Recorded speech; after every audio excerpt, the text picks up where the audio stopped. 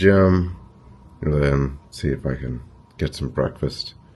I'll have to be downstairs for the workshop that Skyzoo and I are doing for 11:30. I think it starts around noon or something like that. It goes till 2. But should be a good time. It's crazy because I'm never up this early, but I'm about to get into it.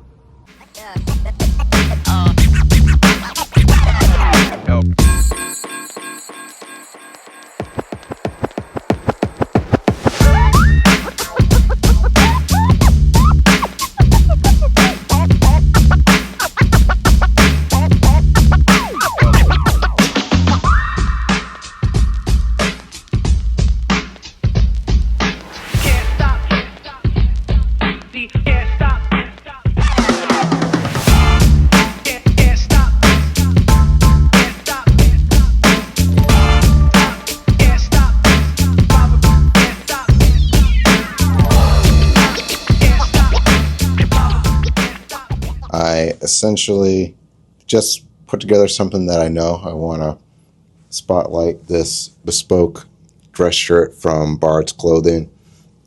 I got it from Matt Banniver, who is the founder and owner of it.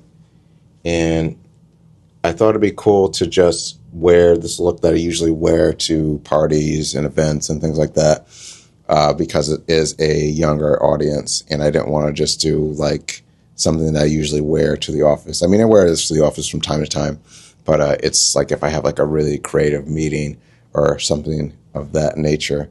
But I really love the shirt.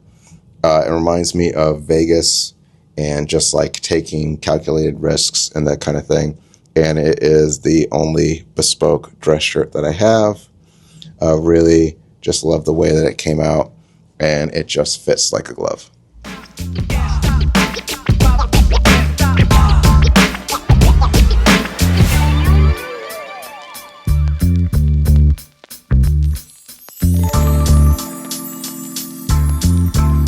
For the full look, this is a navy window pane suit. I brought 2 suits with me to Hartford, both blue. Other one was a seersucker. This is a wool window pane suit. It's navy with a blush pattern to it, so it plays off of the red pocket square and the burgundy glasses, and plays off of the shirt too. One pattern in the suit and one pattern in the shirt, and the tie is textured.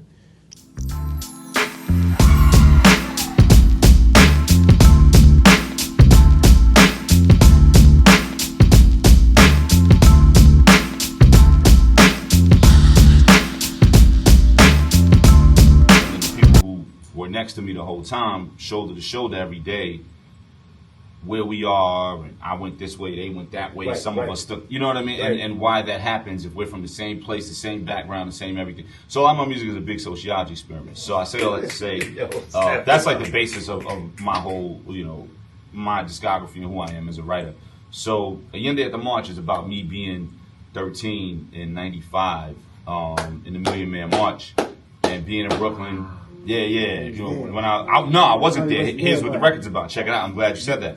So when I was 13, the Million Man March was happening, and I wanted to go. And my pops was like, nah, stay home. My pops went, but he was like, nah, you got to stay home because we've never had something like this before. Wasn't sure what was we don't know happen. what's gonna exactly. Yeah. We don't know what's gonna happen, Yeah. right? Like this is real. There's gonna be 1 million black men marching, DC, et cetera, et cetera. This could get bad. I'm not losing you.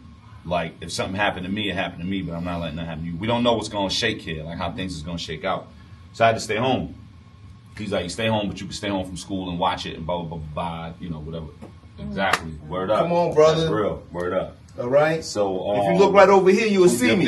So when I'm watching at home, and there was this little kid who got on stage right there. Yes. It was going crazy. Yes. And he looked the same age as me, and he even had a blowout. He had the Craig Mack blowout. And when I was 13, I had the Craig Mack blowout. So we looked the same. I was like, yo, he looked just like me. And he was up there going crazy, dropping all this knowledge. And I'm like, damn, man. So, I'm like, well, I couldn't go. This kid is there, whatever. And what I was catching from that, I was like, yo, this kid is kind of amazing. Meanwhile, when I was 13, I'm from Brooklyn. I'm living in the Sty. I'm from the Sty, the whole deal. I'm running around doing graffiti. I'm listening to Mobb Deep and The Genius. I'm tagging up everywhere. I'm right around. So I'm looking at this kid and I'm like, yo, I'm not doing enough. You know what I mean? I watched it. I felt inadequate because this kid was my age. And he was up there dropping it. He sounded like the minister, but he was only 13. So I felt inadequate. Like, damn, I'm not doing enough in my life.